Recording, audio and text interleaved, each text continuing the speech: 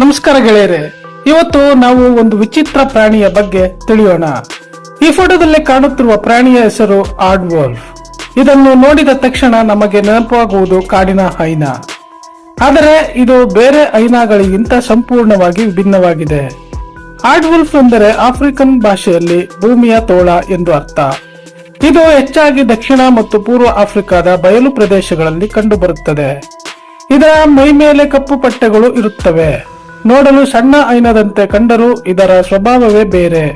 ಹೈನಾಗಳು ಪ್ರಾಣಿಗಳನ್ನು ಬೇಟೆಯಾಡಿ ಮಾಂಸ ತಿನ್ನುತ್ತವೆ, ಆದರೆ ಈ ಆಡ್ ವೋಲ್ಫ್ ಪ್ರಾಣಿ ಮಾಂಸವನ್ನೇ ತಿನ್ನುವುದಿಲ್ಲ. ಹೌದು, ಇದು ಕೇಳಲು ನಿಮಗೆ ಆಶ್ಚರ್ಯವಾಗಬಹುದು. ಇದು ಹೈನಾ ಕುಟುಂಬಕ್ಕೆ ಸೇರಿದ್ದರೂ ಇನ್ಸೆಕ್ಟಿವೋರ್ ಅಂದರೆ ಕೀಟಭಕ್ಷಕ ಪ್ರಾಣಿ. ಇದರ ಪ್ರಮುಖ ಆಹಾರವೆಂದರೆ ಗೆದ್ದಲುಗಳು. ಒಂದು ರಾತ್ರಿಯಲ್ಲಿ ಇದು ಸುಮಾರು 2 ರಿಂದ 3 ಲಕ್ಷ ಗೆದ್ದಲುಗಳನ್ನು ತಿನ್ನುತ್ತದೆ. ಇದು ಗೆದ್ದಲು ಗೂಡುಗಳನ್ನು ಅಗೆಯುವುದಿಲ್ಲ ಅಥವಾ ನಾಶಪಡಿಸುವುದಿಲ್ಲ. ಬದಲಿಗೆ ಗೂಡಿನ ಮೇಲ್ಭಾಗದಲ್ಲಿ ಓಡಾಡುವ ಗೆದ್ದಲುಗಳನ್ನು ತಿನ್ನುತ್ತದೆ. ಇದಕ್ಕಾಗಿಯೇ ದೇವರು ಇದಕ್ಕೆ ವಿಶೇಷವಾದ ನಾಲಿಗೆಯನ್ನು ಕೊಟ್ಟಿದ್ದಾರೆ. ಇದರ ನಾಲಿಗೆ ತುಂಬಾ ಉದ್ದವಾಗಿದ್ದು ಅಂಟಂಟಾದ ದ್ರವದಿಂದ ಕೂಡಿರುತ್ತದೆ. ಆ ನಾಲಿಗೆಯಿಂದ ಒಂದೇ ಬಾರಿಗೆ 100 ಗೆದ್ದಲುಗಳನ್ನು ಸೆಳೆದುಕೊಳ್ಳುತ್ತದೆ. ಇದು ಬೇರೆ ಪ್ರಾಣಿಗಳಂತೆ ಬೇಟೆಯಾಡಿ ಮೂಳೆಗಳನ್ನು ಕಡಿಯುವುದಿಲ್ಲ. ಈ ಕಾರಣದಿಂದ ಇದಕ್ಕೆ ಶಕ್ತಿಯುತವಾದ ಹಲ್ಲುಗಳ ಅವಶ್ಯಕತೆಯೇ ಇಲ್ಲ. ಕಾಲಕ್ರಮೇಣ ಇದರ ಹಲ್ಲುಗಳು ಸಣ್ಣದಾಗಿ ಮೊಳೆಗಳಂತೆ ಮಾರ್ಪಟ್ಟಿವೆ. ಕೇವಲ ಗೆದ್ದಲು ತಿಂದು ಬದುಕುವ ಏಕೈಕ ಹೈನಾ ತಳಿ ಇದಾಗಿದೆ. ಇದು ಹೆಚ್ಚಾಗಿ ರಾತ್ರಿಯ ವೇಳೆಯಲ್ಲೇ ಹೊರಬರುತ್ತದೆ. ಹಗಲಿನಲ್ಲಿ ಇದು ನೆಲದೊಳಗಿನ ಬಿಲಗಳಲ್ಲಿ ಅಡಗಿ ಕುಳಿತಿರುತ್ತದೆ. ಇದು ತುಂಬಾ ನಾಚಿಕೆ ಸ್ವಭಾವದ ಪ್ರಾಣಿ ಎಂದು ಹೇಳಲಾಗುತ್ತದೆ. ಒಂಟಿಯಾಗಿ ಇರಲು ಇದು ಹೆಚ್ಚು ಇಷ್ಟಪಡುತ್ತದೆ. ಆಡ್ ವೋಲ್ಫ್ಗಳು ಬೆಳಗ್ಗೆ ಮತ್ತು ಸಂಜೆ ಸಮಯದಲ್ಲಿ ಕಾಣಿಸಿಕೊಳ್ಳಬಹುದು. ಇದರ ಕೇಳುವ ಶಕ್ತಿ ಮತ್ತು ವಾಸನೆ ಹಿಡಿಯುವ ಶಕ್ತಿ ತುಂಬಾ ಅದ್ಭುತ. ಗೆದ್ದಲುಗಳು ಎಲ್ಲಿವೆ ಎಂಬುದನ್ನು ಇದು ವಾಸನೆಯ ಮೂಲಕವೇ ಪತ್ತೆ ಮಾಡುತ್ತವೆ. ಗೆದ್ದಲುಗಳು ಹೊರಸೂಸುವ ಶಬ್ದವನ್ನು ಕೂಡ ಇದು ಗ್ರಹಿಸಬಲ್ಲದು.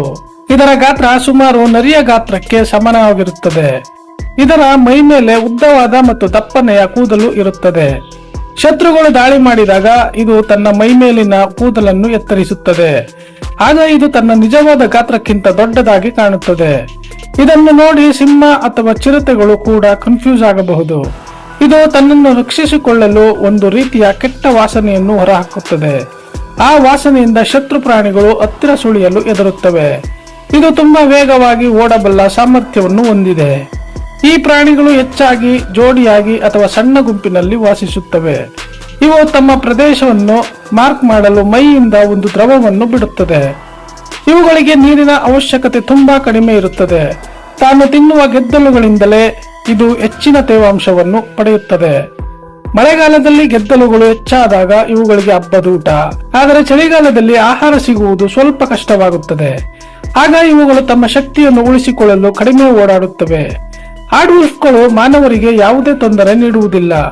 ರೈತರಿಗೆ ಇವುಗಳು ತುಂಬಾ ಸಹಾಯಕಾರಿ ಪ್ರಾಣಿಗಳು.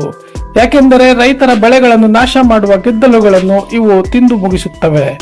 ಇವುಗಳನ್ನು ಕೊಲ್ಲುವುದು ಪರಿಸರಕ್ಕೆ ದೊಡ್ಡ ನಷ್ಟ ಉಂಟು ಮಾಡುತ್ತದೆ. ಈ ಪ್ರಾಣಿಯ ಸರಾಸರಿ ಜೀವಿತಾವಧಿ ಸುಮಾರು 12 ರಿಂದ 15 ವರ್ಷಗಳು. ಇವುಗಳ ಮರಿಗಳು ಹುಟ್ಟಿದಾಗ ತುಂಬಾ ಚಿಕ್ಕದಾಗಿರುತ್ತವೆ. ತಾಯಿ ಆಡ್ ವೋಲ್ಫ್ ತನ್ನ ಮರಿಗಳನ್ನು ಬಿಲದೊಳಗೆ ತುಂಬಾ ಜೋಪಾನವಾಗಿ ನೋಡಿಕೊಳ್ಳುತ್ತದೆ. ಸುಮಾರು 3 ತಿಂಗಳ ನಂತರ ಮರಿಗಳು ಗೆದ್ದಲು ತಿನ್ನಲು ಕಲಿಯುತ್ತವೆ. ಇವುಗಳು ಬೇರೆ ಪ್ರಾಣಿಗಳ ಮೇಲೆ ಎಂದಿಗೂ ದಾಳಿ ಮಾಡುವುದಿಲ್ಲ. ಪ್ರಕೃತಿಯಲ್ಲಿ ಪ್ರತಿಯೊಂದು ಪ್ರಾಣಿಗೂ ಒಂದು ವಿಶೇಷ ಕೆಲಸವಿರುತ್ತದೆ. ಈ ಪ್ರಾಣಿ ಗೆದ್ದಲುಗಳ ಸಂಖ್ಯೆಯನ್ನು ನಿಯಂತ್ರಣದಲ್ಲಿಡಲು ಸಹಾಯ ಮಾಡುತ್ತದೆ. ಈ ಪ್ರಾಣಿಯ ಬಗ್ಗೆ ಹೆಚ್ಚಿನ ಜನರಿಗೆ ಗೊತ್ತೇ ಇಲ್ಲ. ಇದು ಹೈನಾ ಎಂದು ತಿಳಿದು ಜನರು ಸುಮ್ಮನೆ ಭಯ ಪಡುತ್ತಾರೆ. ಆದರೆ ಇದು ಹೈನಾ ಕುಟುಂಬದ ಅತ್ಯಂತ ಸಾಧು ಪ್ರಾಣಿ. ವಿಚಿತ್ರವೆಂದರೆ ಇದು ಇರುವೆಗಳನ್ನು ತಿನ್ನುವುದಿಲ್ಲ, ಕೇವಲ ಗೆದ್ದಲುಗಳನ್ನೇ ಹುಡುಕುತ್ತದೆ. ಗೆದ್ದಲುಗಳಲ್ಲಿರುವ ಪೋಷಕಾಂಶಗಳೇ ಇದಕ್ಕೆ ಮುಖ್ಯ ಶಕ್ತಿ. ಆಡ್ ವೋಲ್ಫ್ನ ಕಿವಿಗಳು ದೊಡ್ಡದಾಗಿದ್ದು ಶಬ್ದವನ್ನು ಚೆನ್ನಾಗಿ ಗ್ರಹಿಸುತ್ತವೆ. ಇವುಗಳ ಕಣ್ಣುಗಳು ಕತ್ತಲಲ್ಲಿ ಕೂಡ ಸ್ಪಷ್ಟವಾಗಿ ಕಾಣುತ್ತವೆ. ಪ್ರಾಣಿ ಸಂಗ್ರಹಾಲಯಗಳಲ್ಲಿ ಇವುಗಳನ್ನು ನೋಡುವುದು ಬಹಳ ಅಪರೂಪ. ಯಾಕೆಂದರೆ ಇವುಗಳನ್ನು ಸಾಕಲು ಪ್ರತಿದಿನ ಲಕ್ಷಾಂತರ ಗೆದ್ದಲುಗಳು ಬೇಕು. ಇವುಗಳು ಗಂಟೆಗೆ 40 ಕಿಲೋಮೀಟರ್ ವೇಗದಲ್ಲಿ ಓಡಬಲ್ಲವು. ಈ ಪ್ರಾಣಿ ಸಂವಹನಕ್ಕಾಗಿ ವಿಭಿನ್ನ ರೀತಿಯ ಶಬ್ದಗಳನ್ನು ಮಾಡುತ್ತದೆ. ಹೈನಾ ತರಹ ನಗುವ ಶಬ್ದವನ್ನು ಇದು ಮಾಡುವುದಿಲ್ಲ. ಇದು ಗಂಭೀರವಾಗಿ ಮತ್ತು ಗುರ್ ಎನ್ನುವ ಶಬ್ದ ಹೊರಡಿಸುತ್ತದೆ. ಕಾಡಿನಲ್ಲಿ ಇದರ ಮುಖ್ಯ ಶತ್ರುಗಳೆಂದರೆ ಸಿಂಹಗಳು ಮತ್ತು ಹೈನಾಗಳು. ಆದರೆ ತನ್ನ ಚಾಣಾಕ್ಷತನದಿಂದ ಇದು ಅವರಿಂದ ತಪ್ಪಿಸಿಕೊಳ್ಳುತ್ತದೆ. ಇದರ ಬಣ್ಣ ಕಾಡಿನ ಹುಲ್ಲಿನ ಬಣ್ಣಕ್ಕೆ ಹೊಂದಿಕೊಳ್ಳುತ್ತದೆ. ಆದ್ದರಿಂದ ಇದು ಶತ್ರುಗಳ ಕಣ್ಣಿಗೆ ಬೇಗ ಬೀಳುವುದಿಲ್ಲ. ವಿಜ್ಞಾನಿಗಳ ಪ್ರಕಾರ ಈ ಪ್ರಾಣಿ ಲಕ್ಷಾಂತರ ವರ್ಷಗಳಿಂದ ಬದಲಾಗದೆ ಉಳಿದಿದೆ. ಹೈನಾ ವಂಶದಲ್ಲಿ ಈ ಪ್ರಾಣಿ ಒಂದು ಅದ್ಭುತ ಅಚ್ಚರಿ. ನೀವು ಇಷ್ಟೊತ್ತು ಕೇಳಿದ ಮಾಹಿತಿ ಖಂಡಿತ ನಿಮಗೆ ಹೊಸತು ಅನಿಸುತ್ತಿರುತ್ತದೆ. ಪ್ರಕೃತಿಯಲ್ಲಿ ಇಂತಹ ಎಷ್ಟೋ ವಿಚಿತ್ರ ಪ್ರಾಣಿಗಳಿವೆ. ಈ ಆಡ್ ವುಲ್ಫ್ ಬಗ್ಗೆ ನಿಮಗೆ ಏನು ಅನಿಸಿತು ಎಂಬುದನ್ನು ತಿಳಿಸಿ. ಇಂತಹ ಮತ್ತಷ್ಟು ಆಸಕ್ತಿದಾಯಕ ವಿಡಿಯೋಗಳಿಗಾಗಿ ನಮ್ಮ ಚಾನೆಲ್ನ ಸಬ್ಸ್ಕ್ರೈಬ್ ಮಾಡಿ. ಧನ್ಯವಾದಗಳು.